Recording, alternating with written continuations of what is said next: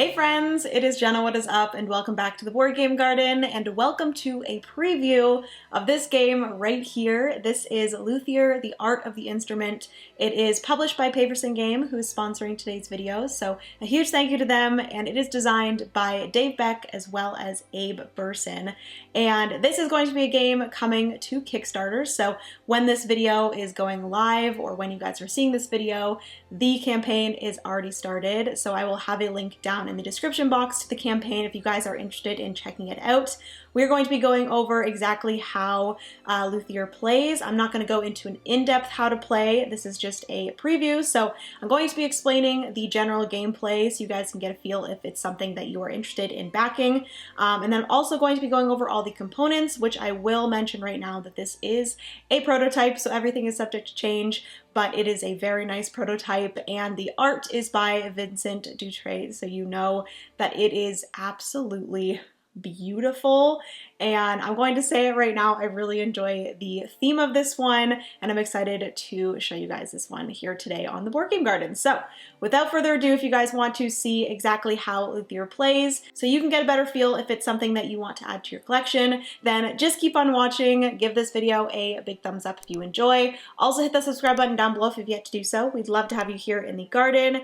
And without further ado, let's get into this preview of Luthier, The Art of the Instrument, shall we? All right, so in Luthier, I'm gonna give you guys a quick aim of the game, and then we'll get into all of the components that I have here in front of me. There is a lot of components in this game, so you guys might not be able to see everything, but I will try to show you guys everything here. But basically in Luthier, you are a family, instrument making family, and each person is going to get a different family. There are a bunch of different families that you can choose from. Here we have the Walter family, which, if you know, my dog's name is Walter, so I had to choose this one. But this is the Walter family, and each of the families on the back is going to show you some sort of thing that the family is going to start with, a special ability or starting thing, and then it's also going to give you all of your starting components, so you have your resources, your money, so on and so forth, which we'll get into.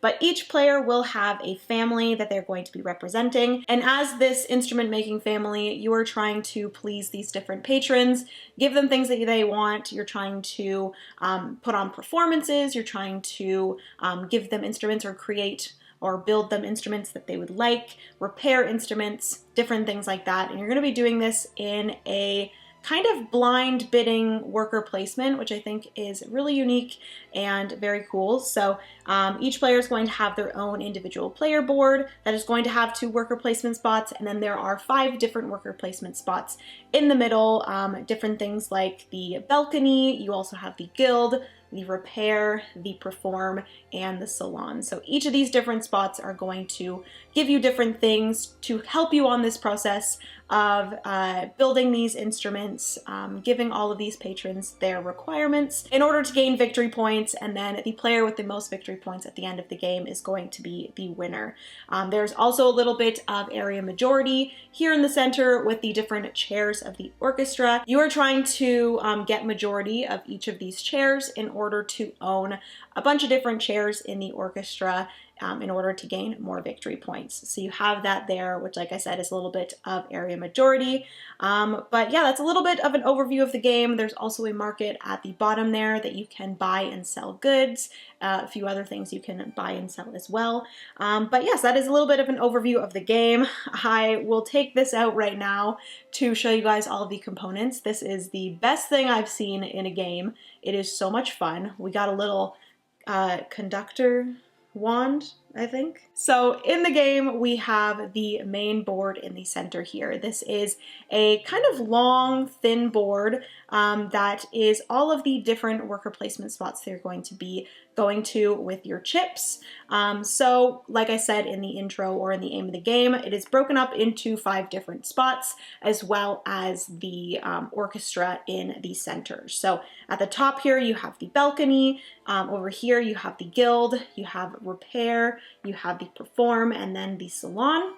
Those are going to be the different spots that you're going to be going to and what you're going to be focusing on in the game. There's also some tracks that are related to the repair, the perform, and the balcony, which we'll get into that as well. There is the like tracker up here. The game is going to be played over 6 rounds, and you are going to be gaining more chips at the end of the second round, and at the end of the 4th round, you're going to be gaining your 2 and your 4 chip. You're going to eventually have chips 1 through 5, but to start off the game, you have 1, 3, and 5. Those are the different like skill levels of the chips. The chips are kind of representing your workers in your instrument kind of repair shop, building shop, workshop, I guess. So the 1 is, you know, the lowest, maybe like the intern. You have the 3, which is like in the middle, and then you have the 5, which is kind of representing yourself as like the head of your workshop. So the strongest chip there.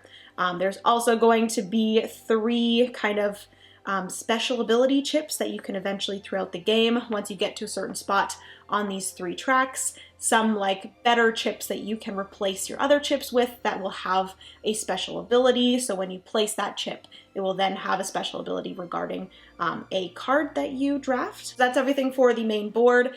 I also mentioned the market at the bottom here. I'm not sure you guys can see the full market, but each person is going to have a little horse and buggy. And once you take the market action, which you can only take 1 market action per round, you're going to move your little horse and buggy across to the other side to represent that you have taken your market action. And here you're going to be able to buy and sell as many resource cubes as you would like, which the resource cubes are white, brown, and gold. The white resource cubes are going to be animal kind of product. I don't know what that is that they use in these sort of instruments, but you know, cow hide I believe is used in like drums, and like horse hair in like string instruments, stuff like that, I believe.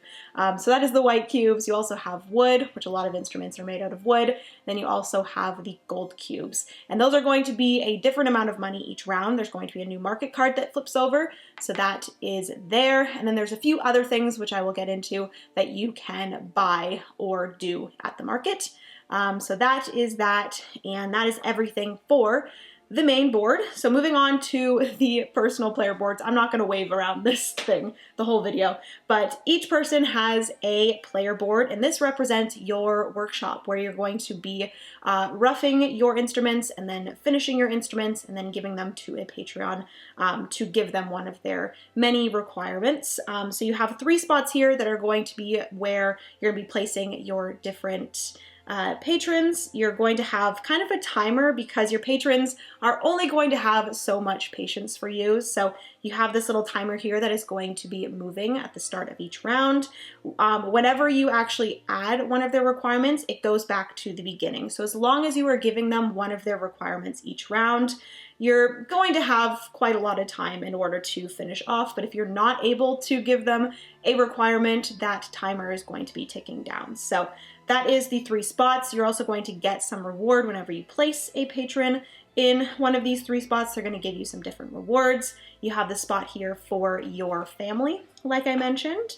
You also have some unlockable spots that are going to give you different abilities. You have a spot to hold all of your resources, your cubes. You only have spot for 9 of those, so you want to get your resources very wisely. You have your 2 worker placement spots here, 1 for your roughing bench, I believe, and 1 for your finishing bench, and that's going to represent the 2 sides of your boards. So your roughing bench instruments, or the ones that you are building, are going to be on the left, and then you're going to be able to pay a bunch of different resources in order to bring it on over to your finishing bench. You are then going to have to pay a few more resources, and then that is going to finish off your instrument, and then you're going to gain victory points, as well as you're going to be able to place a chip onto the orchestra, which we'll get into, and then this will be put underneath one of the patrons that need that requirement or that specific instrument.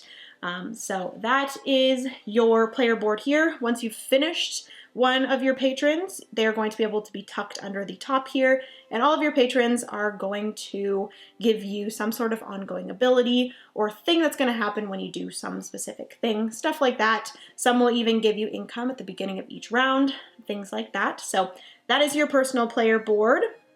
You also have some goal cards, which having goals and objectives in games is like one of my favorite things. So you do have some goal cards that you choose at the beginning of the game that you're going to be working towards. Each player is going to have their chips, like I said, and moving around, each player is going to have some repair markers, which are going to be placed into the orchestra. Each player is going to have some perform markers or tokens that are also going to be played into the orchestra, which we'll get into. And then, like I mentioned, when you finish off one of the instruments, you're going to have an instrument token here. That is, again, going to be placed into the orchestra with the coordinating instrument type. Players are going to start with varying amounts of money. There is a solo mode, so you do have a solo mode card here with various different types of cards for an AI. For a solo mode, which I haven't played the solo mode yet, but I do want to learn it and play it on TTS. I have played this both on TTS as well as in person now, and yeah, that's all I'll say. You also have these kind of orchestra setup cards for a 2-player, and I do believe a solo mode as well. You're gonna have to set up the orchestra with some AIs, I do believe. You also have the additional market cards here. You're only going to be taking 6 of those per game because you're only going to need 1 per round. You also have all of the different objective cards that people are going to be able to get. And then you also have some inspiration, which I will talk about inspiration. But you're going to be gaining inspiration throughout the game, and you can spend those in different ways. You have the money. Each player is going to have these apprentices. So they are going to be chips that you can add into bets to give you 1 more betting power. Like I said, you have the Buggy there. We have this guy here, which this is really helpful when it comes to the order of doing each of the actions, if that makes sense. So depending on the number that you place into one of the worker placement spots, you're going to put them in ascending order. Then whoever has played the highest will go first, which we'll get into that more in a second. We also have some royal patrons, which you can get in various ways. You have the different cards that will be connected to the upgraded chips with special abilities. We have the resources, we have dice for the perform action, which we'll get into. And then lastly, because this game is pretty large, I didn't have enough room on the table to include these, but these are going to be public objectives. You're going to randomly choose 4 of these public objectives, and they're actually going to be going on top of the board here. So there's going to be 1 here, 1 here, 1 here, and 1 here. And these are going to be public objectives that you can complete in different ways. And you're going to be able to gain victory points based off of how many of that specific objective you can get. Yes, you have those, and they will be at the top of the board here. But I do believe that is pretty much everything for the overview of all of the components, as well as a little bit of an aim of the game. So without further ado, oh, I will also mention there is a scoring track here, which I just have off to the side here. But yes, without further ado, let's get into exactly how Luthier, the art of the instrument, is played. Like I said, I'm not going to go into all of the nitty-gritty, but I am going to go over an overview just to give you guys a good look at how it plays, so you can decide if you like this game and want to get it. So let's get into that how to play. So to start off the game, each round is going to be played in a few different phases. There is a start of the round where players are going to gain some like start round bonuses. So some patrons, once you've completed them, will give you some start of round bonuses. Also, you are going to have to advance your cube of each of your patrons, and that's going to give you a little bit of a gift. So each patron at the bottom of the card is going to have a gift track. So they are going to give you a gift for each time you put their cube forward, but like I said, each of them are on a timeline, so they're eventually going to run out of time, and if you are unable to complete a patron's requests before the end of that timeline, they are going to get you, I believe, -3 victory points at the end of the game, so that's not really great. So you do want to try to finish off these patrons as soon as possible, but you are going to get a gift at the beginning of each round that you do not complete them. So with these two here, I moved both their cubes up, and both of them gave me a wood cube. So I added those into into my little inventory there. And the last thing is that whenever you gain instruments, they're always going to go into your hand, not directly onto your roughing bench. So at the beginning of the round in that start phase, you are going to, if you have any instruments in your hand, you can take one of those and add it to your roughing bench. So once everyone is finished with that start of round phase, you're going to move into the planning phase. So let's get into exactly how that works. So with the planning phase, like I said, each player is going to start with 3 of these chips at the beginning of the game, a 1, a 3, and a 5. And then at the end of the second round, you're going to gain your 2 as well. And then you're also going to gain your 4 at the end of the 4th round. So you're going to get up to 5 chips to place in the planning round. So what you're going to do with these is in player order. So starting with the first player, you're going to choose chips to place down at one of these 7 different worker placement spots. So like I said, you have 2 in your workshop, and then you also have 5 out on the board. So I could decide to place my 5. Let's just say I really want to get an instrument. So I might place my 5 face down secretly onto the guild worker placement spot. Moving to the next player, they might decide, let's say the yellow player really wanted an instrument as well. They might decide to place their 3 here, so on the guild as well. So then once everyone has placed all of their chips, which let's just place them out here in some spots. So I've placed all of the players' chips out. So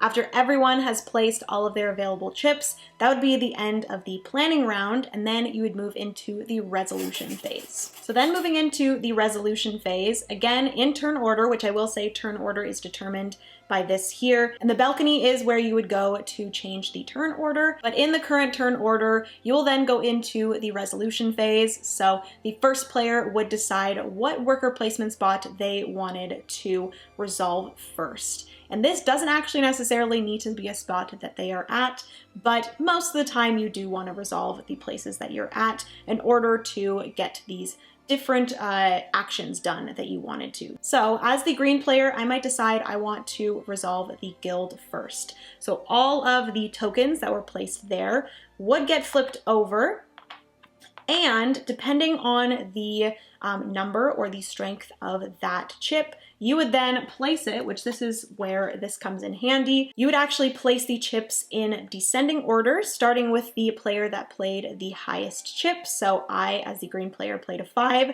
The other 2 players actually both played a 3. But when it comes to ties, it's whoever placed their chip first. So the yellow 3 was placed first, and then the red 3 was placed after. But this is actually a really good time to mention the apprentices. So if you ever gain an apprentice in any way, you can decide to use this along with a chip in order to make that chip 1 strength higher. So if the red player actually decided to use one of their apprentice chips, their 3 would actually be put into made into a 4. So they would actually move up 1 spot, and they would go second with this action, the guild action. So let's just pretend that that was the case. So as the green player, I would go first. I would be able to draft one of these instrument cards. So at the guild, this is where you're going to be gaining the instruments. There are 2 free spots, and then there are 2 spots here. This actually goes for most of these spots here. There's always going to be some free spots, and then there's also going to be some spots that you do have to pay money in order to gain. So these 2 spots here are going to require you to spend a mixture of both money and inspiration if you have it. So if you do remember with the overview, I mentioned inspiration. You gain these in different ways, and these can be substitute for buying these cards or gaining these cards. So this spot here, you'd have to spend a mixture of money and inspiration, 4 of those. So you could spend 4 money, you could spend 4 inspiration, you could spend 1 money, 3 inspiration, 2 and 2, anything like that. And then this spot here, you'd have to spend 8 of those mixtures of 2. When it comes to the instruments, like I mentioned with the start of round, this is always going to come into your hand, and at the start of the next round, you're going to be able to place it into your roughing bench or onto your roughing bench.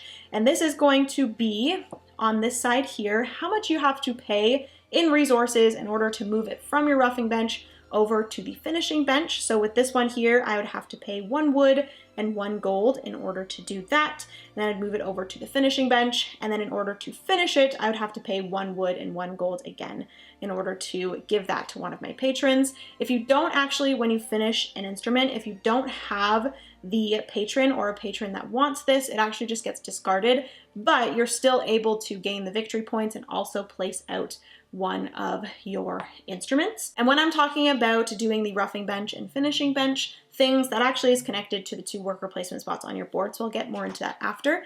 But that is the gaining of the instruments at the guild. Next up is the repair area here. This is how you're going to get or repair different instruments. So kind of a little bit more about the requirements of the patrons. So each patron is always going to need 1 instrument of a particular type, and then they are going to need or possibly need another 1 to 2 things. That's going to either be a specific type of instrument repair, or they're going to need a performance of the type of music that they are or like, so, or I guess create. So in the top right-hand corner of each patron is going to be a type of music. There are 3 different types of music represented by the colors, the green, the blue, and the red. So the performance that they perform is obviously going to be the type that they do or perform. So for this patron here in particular, they are going to need 1 string instrument, and then they're also going to need either a string instrument repair or the green performance. So those are the different things that they need. So when I'm talking about repairs, if you have a patron that needs a specific repair, you're going to use this repair or gain this repair by going to the repair shop, and then you're going to have to spend a particular amount of resources. So this one here is 1 animal and 2 wood. You would then gain some victory points, and then you will also take 1 token, a repair token, and you're going to be placing that into the orchestra here onto one of the chairs. So with this one, I would have to place on the bottom row, that is the string instrument repair, and I can choose whichever one from the bottom row that I want. I would then take it and place it here. And if I am the first one to go there and place any of the tokens, I gain the reward there. So if I place it here, I would gain 2 inspiration. I would then be able to place this onto one of my patrons if that is something that they need. If none of my patrons need it again, I would have to discard it. So that is that. That is everything for the repair. Moving over to the salon. Let's do the salon first, and then we will do performance next. But the salon is where you're going to gain more patrons. This is pretty simple. Again, you have 2 free spots and then 2 spots that you would have to pay. You're going to be looking at, obviously, what the patron is requiring. And also you might be looking at their icons, the music they create, their ongoing ability once you have completed them, because that's going to be very useful as well. And also like how many victory points they're going to get you, stuff like that. So you might get this one here, you would place it on one of the 3 spots in your workshop, and then you would gain whatever reward is there. So for this one here, I would gain an apprentice. And then moving on to the perform section, this actually has a little bit of a luck element to it, which I think is a fun surprise to the game. But basically, some patrons, like I just mentioned, need performances. Most of them do want a performance. Most of the time it's either a performance or a repair that you can do. But if you do want to complete a performance, you are just going to draft one of these. Again, 2 free and 2 that you have to pay for. And this is going to have a little chart of the number of music notes that you have to roll. So this here, I would gain 5 money if I rolled 1 to 8 music notes. 9 to 12 music notes, I would gain 2 money. I would be able to place one of my performance tokens onto the coordinating spot that matches the performance music type. So like I said, either the red, blue, or the green. This one here in particular is the green, so I'd be able to place it in one of these 6 spots here. And if I was, again, the first person to place one of these, I would be able to get the reward of that spot. And then also for that 9 to 12 spot, you would also additionally gain 1 victory point. And then if you were able to roll 13 plus music notes, you'd be able to gain 2 money, place out a performance token, and gain 3 victory points. Now you're probably wondering how exactly you roll these music notes. So basically it's going to be always how many kind of strength the chip is that you use there. So for example, if I decided to use my 5 chip at the performance, I would start with a level 5. I would then roll these 2 die, which I will add. You start by rolling the 2 white ones, but as you move up this purple track, you will eventually be able to replace these white ones with the black ones, which have more like music notes and better chances of rolling higher. So you would roll the 2 white die, and for this example, I only got 2 music notes. So that would be my 5 chip plus these 2 music notes. So I would have 7. And then additionally, this is another way for you to use your inspiration. So I would then be able to spend inspiration to make it higher. So each inspiration would be 1 music note. So I could, if I really wanted to get to that 9 to 12 in order to place one of my performance tokens, I would then maybe want to spend 2 inspiration tokens to get to that 9, and then I would be able to get my money, get my victory point, as well as place out one of my performance markers. And then lastly, for the different worker placement spots on the main board, you have the balcony, which like I mentioned, this is the main spot that you go in order to change the turn order. So blue actually went here and they were the only person here. They placed their 3, so that would go here. And then at the beginning or end of this round, the turn order would change. Blue would actually move from last all the way to the beginning. Everyone else would be moved down and blue would be first for that next round. But then additionally for the balcony, whenever you go here, you are going to change the turn order and you're going to be able to do one of 3 things. One being that you can take one of these little trophies.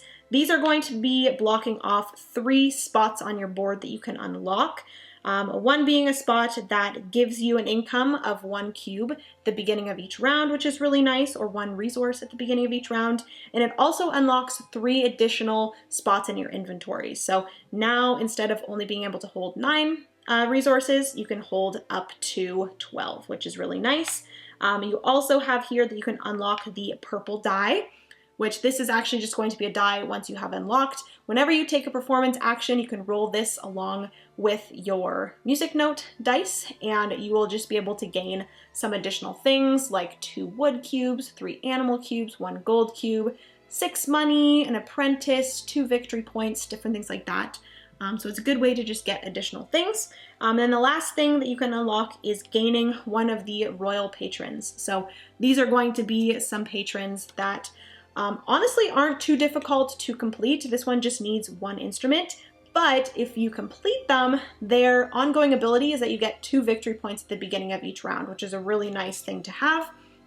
So that is the little vase things. You're going to take those off, one of those 3 upgrades off of your board, and this is going to be how you place onto those different objectives that I was mentioning. So there's always going to be 4 different objectives, and once you've completed one of those objectives, you might want to go to the balcony in order to score victory points for those. So that's one thing that you can do at the balcony. The other thing is gain 6 coins, and then the other thing is gaining 2 of your apprentices. So that is what you would do at the balcony. And then lastly, I've pretty much already gone over this, but you have the 2 worker placement spots on your main board, one being your roughing bench and one being your finishing bench. The roughing bench, you would be able to, if you placed a chip here, you would flip it over, you would spend your resources on the roughing bench side, you would then move it over to your finishing bench. And if you also had a token on your finishing bench, you could flip that over, you would spend the resources on the finishing bench side, and then you'd be able to finish this. You would get your victory points, you'd be able to take your instrument token here, and for the instruments, you actually have to place it on the corresponding instrument in the orchestra. So this one here is the Baroque guitar, and this is, where is the Baroque guitar? That's a good question. It is at the bottom. It is being covered up by this repair. So I would place that out there, and I will get into exactly what the area majority thing is here in a second, but you would just place out your instrument onto that spot. And the instrument tokens are always going to take priority over other tokens. So I would also gain here the reward there, which I'll get into in the next section of this video. But once you've finished this, like I said, you place out that token, you gain the victory points, and you're going to tuck this underneath one of your patrons that requires it, and then you would actually be able to move down that patron to the start of their little cube track there. But I do believe that is everything for all of the different worker placement spots. The few things that I do want to mention here is, if you ever place a token onto any of these worker placement spots and it is 4 or higher, each of these worker placement spots are going to give you kind of a bonus. At the guild, you're going to be able to place the instrument instead of placing it into your hand. You're going to be able to place it right onto your roughing bench. You're also going to be able to gain a resource of your choice. At the repair shop, if you use a 4+, you get to move up this purple track here, which just unlocks various ongoing abilities as well as your special upgrade for your tokens. Additionally, it's the same thing with the performance over here. If you play a 4+, you're going to be able to go up on this track, gaining you different things. Like I said, you are going to eventually replace the white dice with the black dice. Here, if you use 4+, you're going to be able to move your cube all the way back to the beginning, and then you can pick any one of the rewards or gifts on that particular patron's little track there to gain. So that is that. And then lastly, if you play a 4+ here at the balcony, you're going to be able to go up on this track here, which again gives you different things. It's also going to gain you another worker upgrade. I will additionally mention throughout the resolution phase, you can take your 1 market turn at any time. So if you are needing some particular resources, you can take your market action before you decide to resolve one of the worker placement spots. You're just going to take your horse and buggy, move it across, buy and sell as many things as you would like. You also can spend 4 coins to gain one of your apprentices. You can use your inspiration as money. And then additionally, you can also spend 15 coins, which is quite a bit, in order to move up one of these 2 tracks here.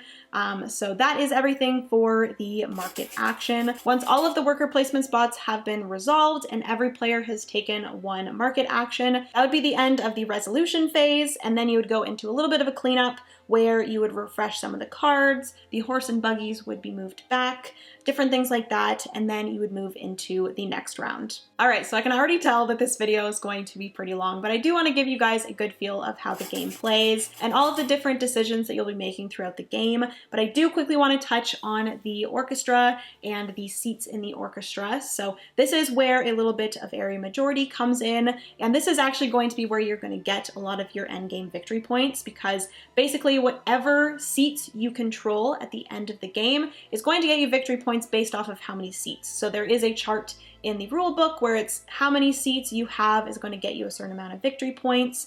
So when it comes to the area majority, the repair markers as well as the performance markers are going to give you kind of 1 power in that spot. So if you place one of your performance or repair tokens there, you're going to gain the reward there if you are the first person. But if someone comes along and places their marker here, unfortunately, if someone else is there already, if they have 1 token there already, you're not going to be able to gain the reward there.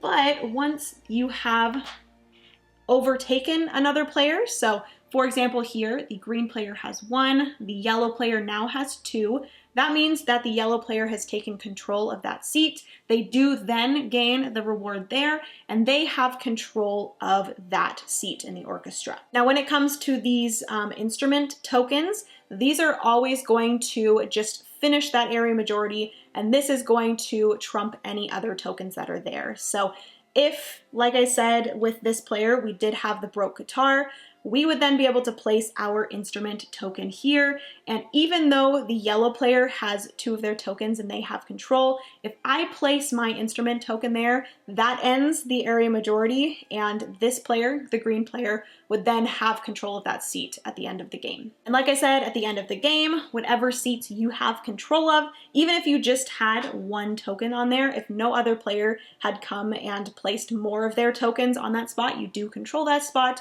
and you would gain victory points based off of how many seats you've controlled in the orchestra. All right, friends, so that is going to be everything for this preview of Luthier, the Art of the Instrument. Hopefully you guys enjoyed. Hopefully it's not too long. I will try to make it as quick and to the point as possible, just so you guys can get a good feel if it's a game that you would enjoy or not. But yeah, hopefully you guys enjoyed. If you did, please give this video a big thumbs up. Also hit the subscribe button down below if you've yet to do so. We'd love to have you here in the garden. Comment down below if Luthier is one that you were interested in and that you are possibly going to back over on crowdfunding. Huge thank you again to Paverson Games for sponsoring today's video. I appreciate it so much. Love you guys also so much. Thank you so much for hanging out. And yeah, remember, you are somebody's reason to smile, and I will see you in the next board game video. Bye, friends!